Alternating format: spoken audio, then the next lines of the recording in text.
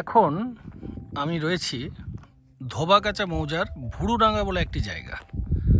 আপনারা দেখতে পাচ্ছেন যে এটা পুরোটাই পাহাড় ঘেরা একটা জায়গা এবং চারপাশে কোনো রকম যে একটা চাষ আবাদযুক্ত জমিও এখানে নেই।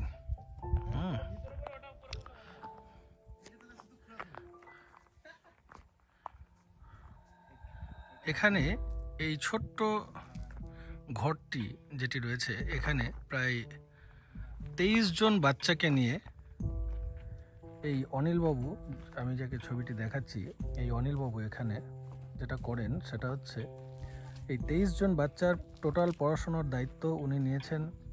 বেসিক্যালি উনি একজন প্যারা টিচার এখানকার, কিন্তু উনি সবাইকে নিয়ে পড়ানো এবং এখানেই রেখে দেওয়া হোস্টেল মতো একটা ব্যবস্থা করে সুন্দর করে এই জায়গাটা পরিচালনা করছেন।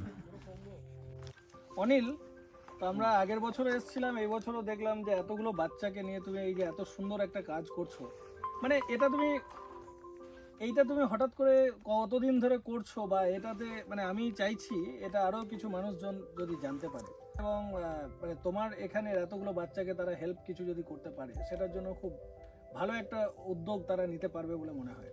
তো তুমি একটু যদি কিছু বলো এই জায়গাটার সম্পর্কে, কেনটা করছো হঠাৎ করে, বা তোমারই বা কত আয় রয়েছে যে এতগুলো বাচ্চার দায়িত্ব নিতে। আমরা যেখানে শহরে একটা বাচ্চার দায়িত্ব নিতেই আমরা ভয় পাই, তুমি এতগুলো প্রায় 23টা বাচ্চা, আজকে তো এতজন নেই মোস্ট প্রবাবলি, কিছু বাচ্চাই রয়েছে, কিন্তু এই 23টা বাচ্চাকে নিয়ে তুমি এই যে এত সুন্দর কাজ করছো, এই একটা ঘরের মধ্যে রেখে মেনটেন করছো, এটা একটু সম্পর্কে যদি একটু বলো। তোমার পুরো নাম কি অনিল? হ্যাঁ, আমার পুরো নাম হচ্ছে অনিল কুমার হাঁসদা। আচ্ছা। তো সত্যি এটা খুব কষ্টকর ব্যাপার, এতগুলো বাচ্চা চালানো, যেটা আপনি বললেন। তো এটা একটা দীর্ঘদিনের ইচ্ছা।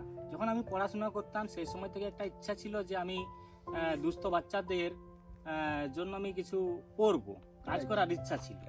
কারণ আমি সেই রকম জায়গা থেকে বিলং করে এসেছি। যদিও পড়াশুনো আমি মেদিনীপুর ইউনিভার্সিটি পর্যন্ত পড়েছি, ওখান থেকে কমপ্লিট করার পরে হঠাৎ মনে হলো যে আমার দীর্ঘদিনের একটা স্বপ্ন ছিল যে বাচ্চাগুলোকে আমি মানুষের মতো মানুষ করার একটা চেষ্টা করব।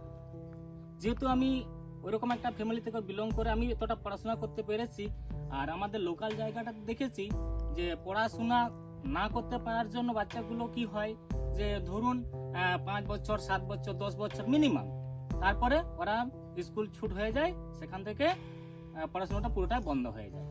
যাতে করে ওরা সুস্থভাবে অন্তত এখানে উচ্চশিক্ষা শিক্ষিত করার মতো বাচ্চাগুলোকে এখানে ছোট থেকে তৈরি করা যায়, সেই লক্ষ্য নিয়ে এটা করা। তো এটা ধরুন এখানে করাটা আমার 4 বছর বয়স হয়ে গেল। আপনি গত বছর এসেছিলেন, ওরা এই বছর এলেন, আগে 2 বছর মোটামুটি হয়ে গেছে অতিক্রান্ত, 4 বছর। তো যাই হোক, এখন মোটামুটি এই আপনারা আসেন মাঝে মধ্যে, যাই যতটুকু বাচ্চাদের জন্য চিন্তা ভাবনা করেন, আমারও ভালো লাগে। আমিও মনে করি যে আপনার এভাবে পাশে থাকলে পরে আমি আরো এগিয়ে যেতে পারবো। আজকে হয়তো 23টা বাচ্চা আছে, এখান থেকে হয়তো আমি আবার 50টা বাচ্চা নিয়ে কিছু করতে চাই, এইভাবে বাড়তে চলবে। এবারে আরেকটা সমস্যা হলো, এখানে অনেকেই তো এখন বাচ্চাগুলো এখানে ভালো পড়াশোনা করার জন্য অনেক গার্জেন বলেন যে আমাদের বাচ্চাগুলোকে রাখুন না, কারণ সবাই তো এখানে এই এলাকাটা হচ্ছে পুরোটাই মানে দরিদ্র সীমার নিচে বসবাসকারী মানুষ বেশিরভাগই বলতে পারেন।